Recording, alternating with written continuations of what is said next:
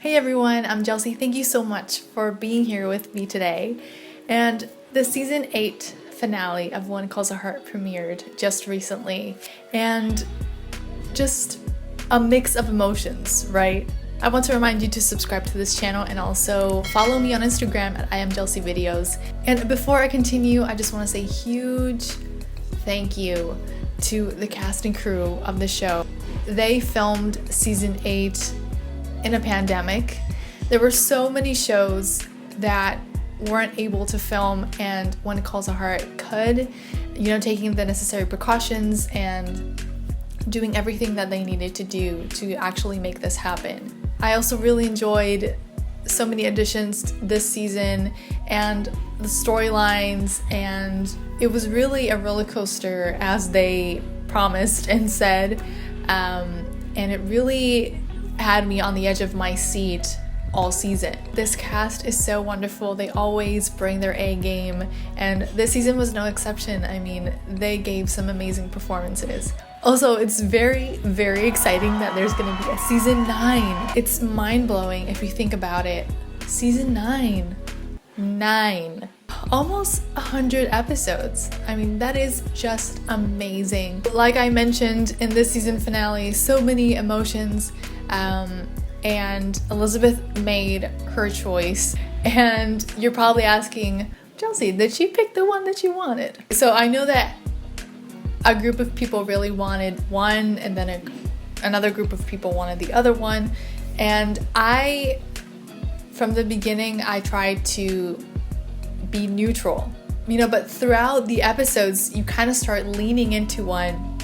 But even though, both men portrayed in the show were just great people and just great options. And honestly, even though I started to lean towards one, I was like, I don't know. Even before the season finale, I was like, I really have no idea who they're gonna go with, because she had like certain moments with each of them. I wonder which route they're gonna go with. When she actually chose Lucas, I was actually surprised, because I didn't expect for them to go this route. But she actually chose Lucas, and I really thought that they were gonna go with Nathan.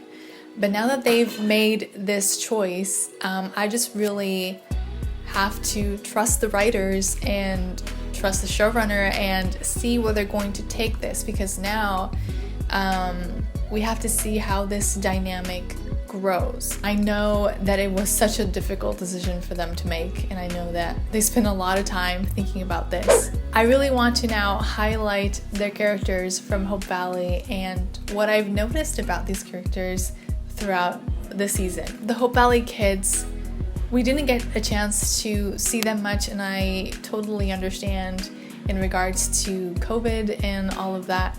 But Allie and Robert had their own growth, and Robert is now the mail carrier, and he is babysitting little Jack. He graduated school. I mean, Robert is like on a new part of life.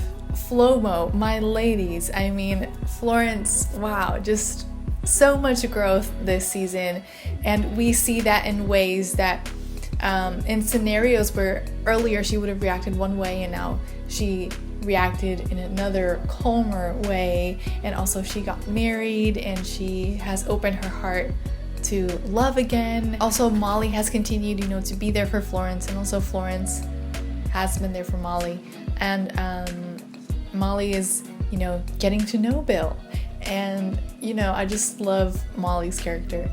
And she had some really great moments this season as well. And also Ned Yost, he had a really difficult moment during this season, but he proposed to Florence. He got married. At one point, he was a bit hesitant and he was worried. It all worked out in the end. He opened his heart also as well, amidst fear of loss. Clara and Jesse, they went through some difficult times this season, and Clara especially. I think Eva Bourne did such an amazing job with Clara this season, and she really had these amazing scenes, when she knows that Jesse lost their money And then when Jessie is lost, you can see, you know, what she's feeling in that moment. And I think Eva just did such a great job in portraying that. And also Jesse as well, you know, he was also growing through that. This season brought the Canfields, such a great addition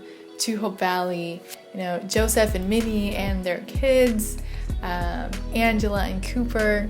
Joseph, you know, at first he was hesitant. He didn't really want to pursue what God wanted him to do in town, which was to pastor the church, and now he is. And also Minnie, she wasn't sure at the beginning if she could trust Hope Valley and for it to be a place to raise their kids, and then now she is just thriving in Hope Valley, you know, and her kids, Hope Valley is the place for them to grow. Henry Gowan, so many things with Henry Gowan this season, especially, you know, meeting his son and seeing him in this role of being a father, which we hadn't seen before.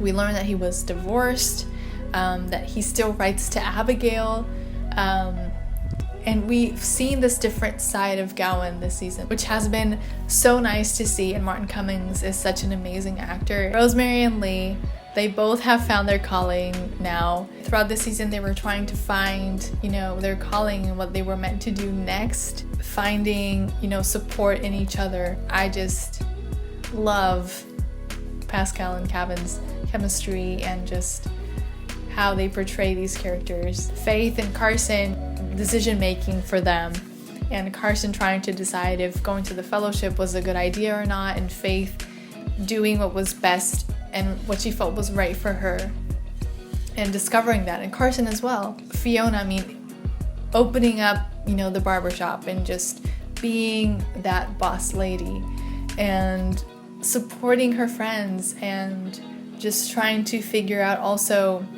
what else she's good at and maybe finding love, who knows. And Hickam, oh my goodness, like throughout this season we see him even more like growing in the workplace and now just being offered this position of, you know, managing the petroleum company. I mean, that is just huge. Hickam has been in Hope Valley, you know, from the beginning, and it's great to see him, you know, in this position, and it's so well deserved. And Mike Hickam is such a hard worker. Nathan, all he went through this season and how at the beginning he confronted, you know, Allie's father, and he adopted Allie like officially, and he was brave enough to say how he felt at one point.